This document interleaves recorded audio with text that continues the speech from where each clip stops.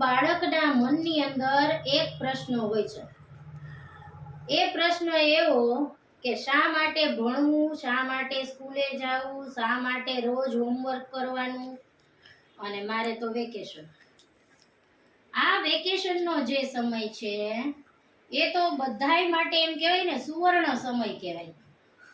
પણ મહેનત એમ કે ક્યાં સુધી કરવાની, હવે હું નહીં કરું, હવે હું થાકી જાઉં, હવે હું કંટાળી જાઉં, આવું મનમાં ન આવવું જોઈએ. આપણે રોજ જોઈએ છે, રોજ સૂર્ય ઉગે છે, રોજ આથમે છે, થાય છે, રોજ સવાર પડે, રોજ રાત પણ પડે. હે પંખી રોજ સવારે સૂર્ય ઉગે ને એટલે એના માળામાંથી બહાર જાય. એવું કહેવાય છે વહેલી સવારે ઉઠવું ગમે. પણ જેને ઉઠવું ગમતું હોય એને જ ગમતું હોય. સ્કૂલે જવાની મજા કેવી અલગ હોય.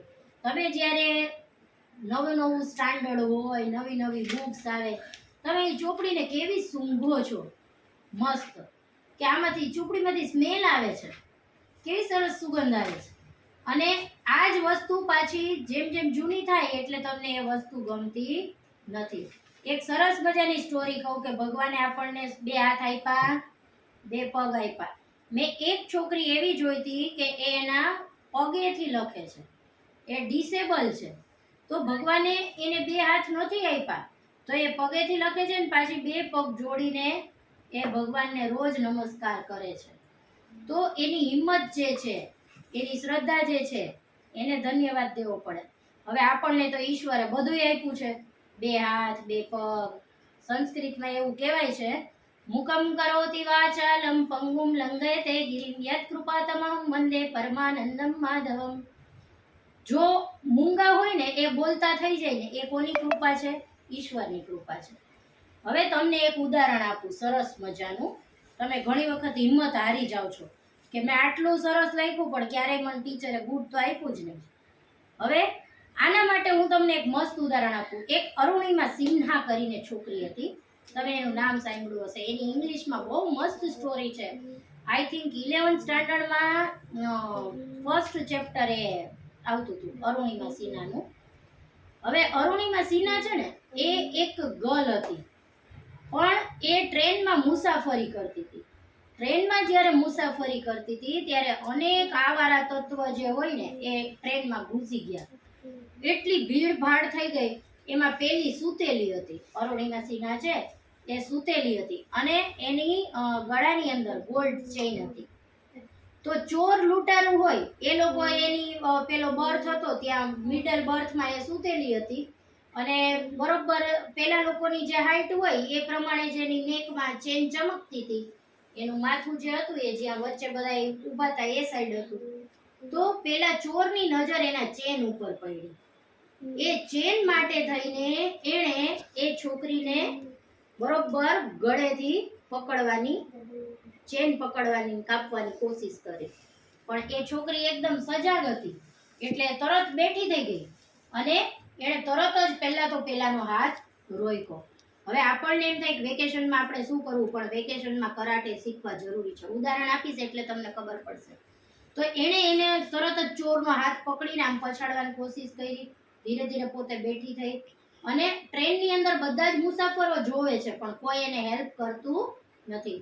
આપણા કલ્ચરમાં આપણી જે સંસ્કૃતિ છે, આપણો જે સમાજ છે એ ક્યારેય કોઈને હેલ્પ કરવા માટે ઘણી વખત સ્વીકારતો નથી. એનું એકદમ ખરાબ ઉદાહરણ કે ટ્રેનમાં એકલી છોકરી 4 લૂંટારાઓ ચોર છે એના ગળામાંથી ચેનની ચોરી કરે છે અને કોઈ એને હેલ્પમાં જતું નથી. તો શું એ બધાય કોઈ એમાં દયાનો ભાવ નહોતો એને? આજે એની ઉપર હતું, કાલ સવારે કોઈ બીજા ઉપર હોય. પણ એનો અર્થ એવો નથી. પણ જે મુસીબતમાં છે, આપણે જોઈએ છે કે એના ગળામાંથી ચેન ચોરે છે છતાંય બધા મૂંગા એ ચિત્રને જોવે છે. પછી પેલી ઉતરે છે નીચે અને તરત જ એક બેને તો એકદમ લપડાક મારી દે છે.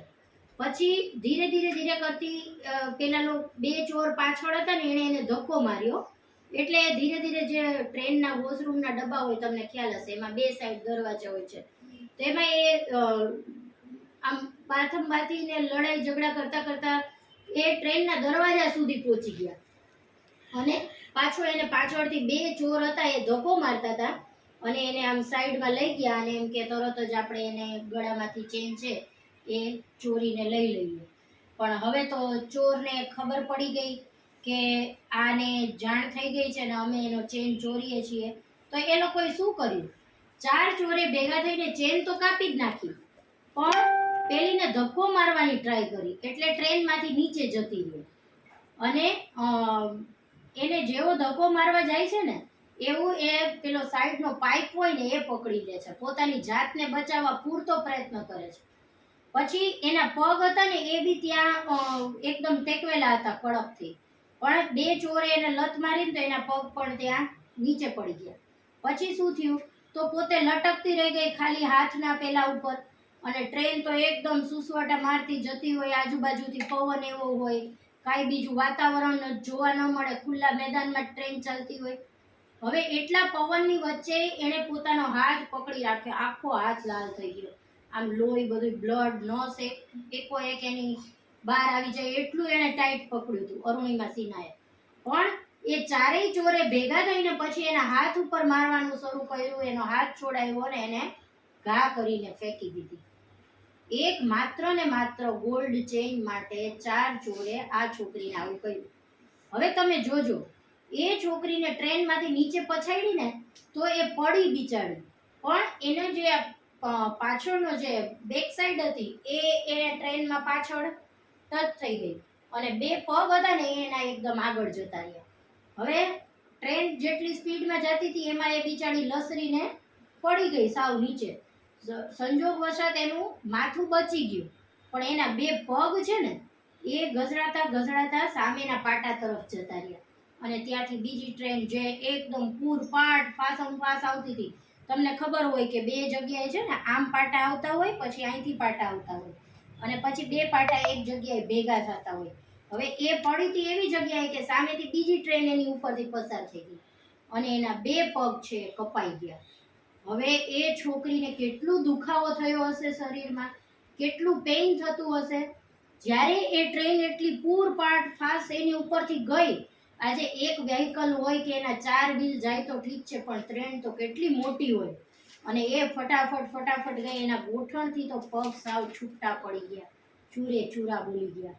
અને એ છોકરી આખી રાત ત્યાં તડપતી રહી, કારણ કે રસ્તા ઉપર કોઈ જ નહીં, કૂતરાઓ ભસે, માંસના લોચા હોય પગના, એટલે કૂતરા કાંઈ મૂકે નહીં, આજુબાજુ કૂતરા ભસે, ખુલ્લો પટ વિસ્તાર, કોઈ ત્યાં જોવા ન મળે, અંધારી રાત, અને એ આખી રાત ત્યાં હિંમત કરીને એકલી બેઠી રહી. એણે કૂતરાથી ને એનાથી પણ પોતાનો બચાવ કર્યો. હવે કોક તો આ સમયની અંદર પોતાની માનસિક પરિસ્થિતિ ગુમાવી ચૂકે. જ્યારે આ અરુણિમા સિન્હાના 2 પગ કપાઈ ગયા પછી તો ધીમે ધીમે સવાર પડી, બધાને ખ્યાલ આવતો ગયો કે અહીંયા આ લેડીઝ પડેલી છે, તો પછી એને વ્યવસ્થિત હોસ્પિટલમાં સારવાર આપી, પણ ડૉક્ટરે એને કીધું કે હવે ક્યારેય એ પોતે બેઠી થઈ શકશે નહીં, પોતાના 2 પગ ઉપર ઊભી રહી શકશે નહીં. એ સોરી ટુ સે બહુ દુઃખ સાથે કીધું, પણ એ છોકરીએ એને પણ ચેલેન્જ માની લીધી. હવે કેવી ચેલેન્જ માની, તો જ્યારે એ પોતે સૂતેલી હતી ને બેડ ઉપર, અને 2 પગમાં પાટા હતા ને, ત્યારે એના જીજાજી હતા ને એણે એની મસ્કરી કરી કે ક્યાં પર્વત ચડવા નીકળી હતી તું, હવે લંગડા કોઈ દિવસ પર્વત ચડી શકે, એમ મજાક કર્યો. હવે એણે એ મજાકને સિરિયસ લઈ લીધો, એના મનમાં ઘૂસી ગયું કે ગમે તેમ થાય મારે પર્વત ચડવો જ છે. મને એમ કીધું કે લંગડા કઈ પર્વત ચડે, એને ઈશ્વર ઉપર અતૂટ શ્રદ્ધા, એમ કહે છે ને કે પંગુમ લંગાઈ તે ગીમ, પાંગડા હોય લંગડા હોય ને એ પણ પર્વત ચડી શકે. તો એને સ્વશ્રદ્ધા હતી, આત્મશ્રદ્ધા હતી, પોતાની અંદર તો શ્રદ્ધા હતી ને પોતાની અંદર ઈશ્વર છે, એને રેગ્યુલર એ પ્રાર્થના કરતી હતી. અને પછી જ્યારે પોતે બેઠી થઈ શકે એવી તો નથી, પોતાના પગ ઉપર ઊભી રહી શકે એવી, પણ ત્યાં એને લાકડાના 2 પગ છે એ મૂકવામાં આવ્યા હતા, અને એ પગને ટેકે ટેકે થોડો ટાઈમ ઘોડીએથી ચાલી, પછી કસરત કરી, અને ધીરે ધીરે એને મનમાં નક્કી કરી લીધું કે હું પર્વત ચડીને જ રહીશ. હવે મારી લાઈફમાં બીજું તો કાંઈ બાકી નથી રહ્યું, કારણ કે યંગ હતી. અને એણે પોતે એ પર્વત ચડવાનો મનમાં દ્રઢ નિશ્ચય કર્યો, અને પછી પોતે પર્વત ચડે છે. હવે આઈ થિંક એનું નામ કંઈક શેરશાહ કે એવું હતું. એનો જે કેરટેકર હતો, એનો બોડીગાર્ડ હતો, એને જે ટ્રેનર જે એને ટ્રેન કરવા વાળો હતો એ શેરશાહ હતો સાહેબ. તો એને પર્વત ચડાવવામાં ખૂબ હેલ્પ કરી. એના માટે કેટલું દોડવું પડે, કેટલું કૂદવું પડે, શરીરના ચૂરે ચૂરા થઈ ગયા હોય પછી કોઈની હિંમત છે પર્વત ચડે? એ અરુણિમા સિન્હા પોતે પર્વત જ્યારે માઉન્ટ એવરેસ્ટ ચડવાનું નક્કી કર્યું તો બધા એની હાંસી ઉડાડતા હતા કે અમારે 2 પગ છે તોય અમે ચડતા નથી, તું આવી હિંમત કરે છે ને તું આવો પર્વત ચડે છે. ત્યારે અરુણિમા સિન્હા પર્વત ચડતી હતી ને દોરડું પકડી પકડીને, બિચારી કેટલી વાર પડે, લાયગા ઉપર લાગે, પાછી છોલાય, લોહી નીકળે, પણ એને મનમાં એક નિશ્ચય કે મારે ચડવું છે. પછી એ દોરડા પકડી પકડી પકડીને ચડે જ જ્યારે ઉપર, એમ ધીમે ધીમે ધીમે ગ્રીપ તો આવી ગઈ, એ અડધો આમ એવરેસ્ટ ચડી ગઈ. પછી એ ચડે ને ત્યારે એને સામે શું મળે? આપણે તો જો ભાઈ સાયકલની રેસમાં ભાગ લીધો હોય, પાર્ટિસિપેટ થયા હોય તો કેવું હોય કે ક્લેપ કરતા હોય આપણને બધા કે વાહ બહુ સરસ, કીપ ઇટ અપ, એમ હે ને, હિપ હિપ હુર્રે એવું કરે બધાય. અને આમ હારી જતા હોય એનું હાય હાય બોલે ને પેલાને જીતેગા ભાઈ જીતેગા એવું બોલે. ત્યારે આપણને જે ખુનસ ચડે, જે જુસ્સો ચડે રમવાનો. હવે આને તો બિચારીને માઉન્ટ એવરેસ્ટ ચડવાનો ને એ ચડે ત્યારે શું જોડે કે કોઈ દોરડું છટક્યું મરી ગયું, કોઈ પડ્યું, એવું જ જોવે ને. કોઈ એની જોડે જોડે ચડતા હોય એવું તો કઈ રેસમાં જોવે નહીં કે ઓ આ આટલો ઊંચે ચડ્યો પાછો પડી ગયો, અરે એ તો મરી ગયો. તો એટલી હાઈટ ઉપર ચડવાનું ને પાછું નીચે જોવાનું કે અરે આ તો બધાય મરે છે, ટપાટપ પડે છે, પણ છતાંય પોતે મન મક્કમ રાખ્યું અને એ માઉન્ટ એવરેસ્ટ ચડી ગઈ. એણે રસ્તામાં લોહીની નદી જોઈ, કેટલાય માણસો પડેલા જોયા, કેટલાય પાછા પડી જતા હતા જેને 2 હાથ 2 પગ બધુંય સહી સલામત હતા, એ લોકો બીજો હાર માની જતા હોય તો એને એક વખત તો મનમાં એમ થઈ જાય ને. ત્યારે એનો જે ટ્રેનર હતો ને એ શેરશાહે એને કહી દીધું કે જો હવે તો તારા 2 પગે નથી, આટલા બધા આમ પાછા આવે છે તો હું નથી ઈચ્છતો કે તું હવે તારા 2 હાથ છે એ બચાવી લે, એમ તું હવે વધારે ઊંચી ચડવાની ટ્રાય ન કર. પણ પેલી તો હાર માને એવી હતી નહીં. એ એકદમ છેક ઉપર ચડી. હવે ઉપર ચડે ને ત્યારે સાથે શું લઈ જવું પડે? ઓક્સિજનના બોટલ. એ પણ ખૂટવા આવેલો, ઓક્સિજનની બોટલ પણ ખૂટવા આવે. આવું થઈ ગયું હતું. પછી એમ કરતા એ ઉપર પહોંચી ગઈ છેક, અને ત્યાં સાવ ઉપર પહોંચીને એણે પોતાનો ફ્લેગ, ઇન્ડિયાનો ફ્લેગ પોતાના હાથે લહેરાવ્યો. જ્યારે એ ઉપર માઉન્ટ એવરેસ્ટ ઉપર ચડી ને ત્યારે તો ચત્તી પાટ સૂઈ જ ગઈ, થાકી ગઈ હતી એટલી. પણ એ એમ નહીં, પછી ખૂબ હસી ઉપર ચડીને, એકદમ હાસ્ય કર્યું એણે કે હાય હું અહીંયા સુધી પહોંચી ગઈ. અને પછી એણે ત્યાં ભારતનો ફ્લેગ, પેલા શેરશાહને કીધું હવે મને ફ્લેગ આપો તમે, અને પછી એણે ફ્લેગ લહેરાવ્યો. એટલે એમ કહેવાય લહેરા દો લહેરા દો. આ ભારત છે અને ભારતની કોઈ પણ વ્યક્તિ છે ને એણે ક્યારેય નબળું તો વિચારવાનું નહીં. જો અરુણિમા સિન્હા છે એના 2 પગ તૂટી ગયા છતાં એ માઉન્ટ એવરેસ્ટ ચડી ગઈ, તો આપણને તો ભગવાને 2 હાથ દીધા છે, આપણે ગુડ હેન્ડ રાઇટિંગ ના કરી શકીએ? આપણને ભગવાને 2 આંખ આપી છે, આપણને ચશ્મા નંબર તો નથી, આપણે સરસ જોઈ શકીએ. ઘણા છોકરા તો એવા હોય આમ લખતા હોય ને તો લખવું હોય અહીંયા પણ લખાઈ જાય અહીંયા, એટલા નંબર હોય જન્મથી. આંખમાં કેટલા ઓપરેશન થયા હોય છતાંય એ છોકરાઓ ભણે છે, તો આપણે ના ભણી શકીએ? ભણી જ શકીએ.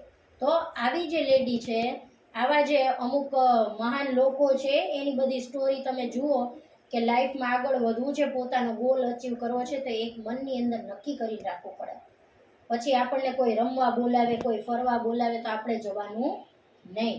આપણે મનમાં નક્કી કર્યું છે કે મારો આ ટાઈમ છે એ મારે આ સ્ટડી માટે ફાળવવાનો છે, તો ફાળવી લેવાનો. મજા આવી બધાયને?